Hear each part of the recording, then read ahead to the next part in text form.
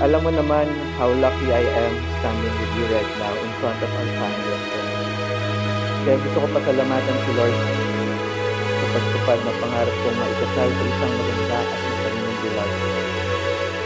Nagaya mo. I love how you hold my hand tighter when things get challenging and let loose when you feel it's my time to shine. Love, what couples usually promise in their vows, you are already doing.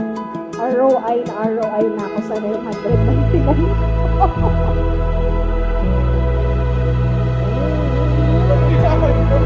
Pababa, pataas, pababa. Pataas pa, baba.